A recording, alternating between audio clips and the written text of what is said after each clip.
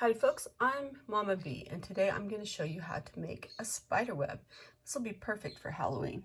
Start with the slip knot, and we're just going to chain 1, 2, 3, 4, 5. Now, the size of the chain that you'll make will determine the size of the center of the spider web. So if you want a bigger one, maybe go 10. So here's 10. And then you go back into that first chain, close the circle with a loop. Then you're going to chain 3,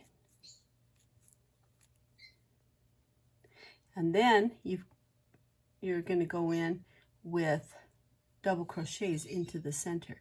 Now if you want it nice and tight through here, you can do like a bunch of them, but I want to kind of start breaking this open. So we're going to do 3, 1, 2, 3, and then we're going to go double crochet back into our circle and chain 3 again,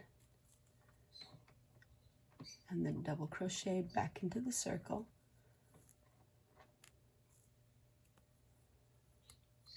and chain 3 again, double crochet back into the circle. We're going to do this until we've got, let's say 9. Now I'm randomly picking them because here's why. If you just do a tight circle, you're going to have a whole bunch of these things, and the goal is to lay it flat. So right now it's laying flat, but we can't fully fill out that whole circle. So I'm going to keep going.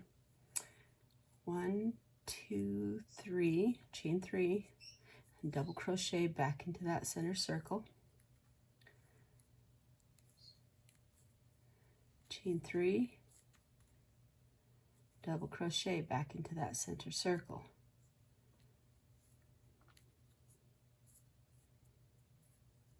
chain 3, back into the center circle. Now you can be flexible with these stitches, and the more flexible you are, the more unique your spider web is going to look. The more uniform you do it, the less unique your spider web is going to look. And there's all kinds of places you want to fit this spider web. I mean, you might want to use it for making a vest or a sweater, or you might want to use it as a decoration. So you've got to keep these factors in consideration as well. So I have 1, 2, 3, 4, 5, 6, 7, 8. I'm going to chain 3, do one more double crochet, chain 3, and close it off with a slip stitch into the 3rd chain on my first row. So now we've got a full circle. It lays flat. Now what you're going to do, because we've chained 3 on this first row, each row after that you're going to add 2 chains in between these double crochets. So we'll chain 3 to get us started for the row turn, and then I'm going to chain 5. That's 2 more than 3. And then you go back into your first double crochet with another double crochet. You'll see very quickly how this will develop. Chain 5, double crochet into that first double crochet.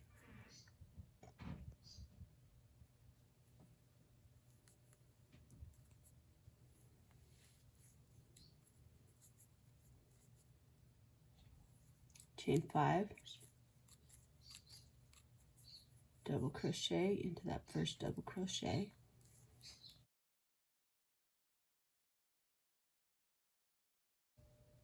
Now we've finished our second row, and now we're going to chain 3. And because this row was done with chains of 5, we're going to now chain 7. 1, 2, 3, 4, 5, 6, 7. double crochet back into each double crochet from the row previous. 1, 2, 3, 4, 5, 6, 7. Double crochet back into the same row previous.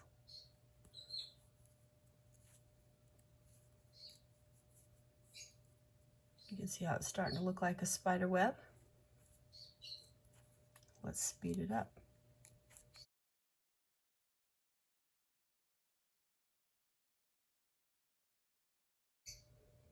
We finish this row again by doing a slip stitch into the third stitch on the first chain.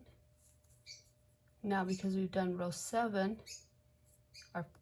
this third row is 7 chains. We're going to now chain 9 after our first 3. So chain 3 to turn, and then chain 9.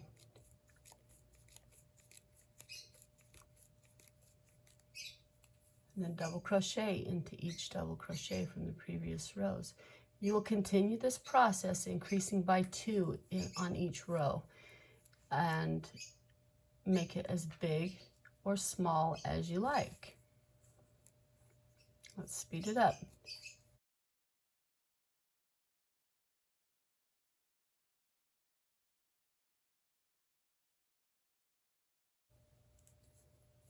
After you've connected to that last row, you can see that spider web starting to take shape. Now we're just going to do a small one for the sake of demonstration.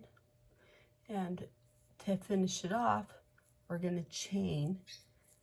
This is to connect it to either your sweater or so that you can pin it to the wall and make it look like a spider web hanging off your walls. You can also do this in white. You don't have to use black thread. We're doing black so you can see it better. And then you're going to chain this as long as you need so that it will go the distance that you need it to. So we're going to want this long enough that we can connect it. And so then we're just going to go back down after you've made your chain length that you want. Go back into another one of the double crochets from the row previous and do a slip stitch to tie it off. And then you're going to chain again. Again, you'll make it as long as you need it to. So if you're connecting it in a sweater, you're going to want consistency and maybe make it 10 chains for each, or maybe 15, or maybe even 20, depending on how separated you want these spider webs. If you're going to use it for a decoration, you may want it even longer than that. And you might want to start showing some inconsistencies. For example, instead of going back and doing a slip stitch, you could go back and do a double crochet.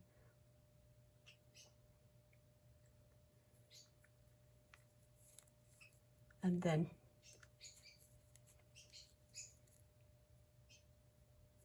chain 11, because our last row was 9.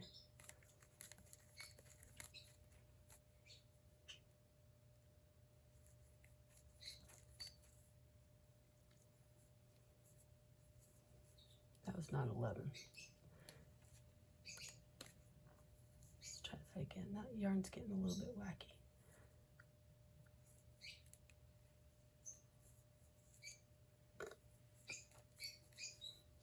And then do another double crochet.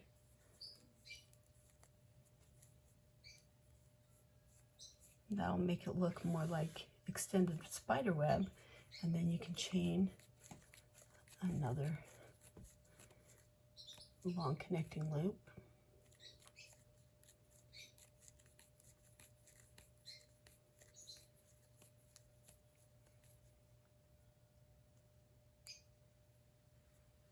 This thread is 2-ply and it likes to separate on me, but that's okay.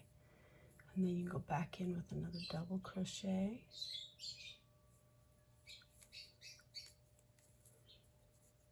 One, 2, 3, 4, 5, 6, 7, 8, 9, 10, 11. and double crochet back into that last row. And then as you're separating these, actually I'm going to take this one out because we're going to call this. So if you're going to hang it in a corner, then you can pin these 3 points and even go in and add a spider hanging down. So we're going to tie this off right here because I like it like that.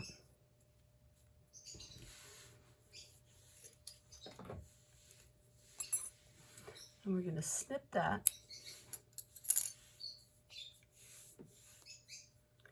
And then I'll probably go back in later and crochet a little web hanging down for a spider to hang on. And that can be your corner web. Doesn't that look good? Folks, thanks for watching our videos. I hope this inspires you for a nice Halloween spooky decoration, or maybe you'll come up with some other use for it. Make a nice sweater or vest or decoration for your Halloween costume. This is a really great thing to be able to know how to do, especially around Halloween. Again, thanks for watching our videos. Have a fantastic day.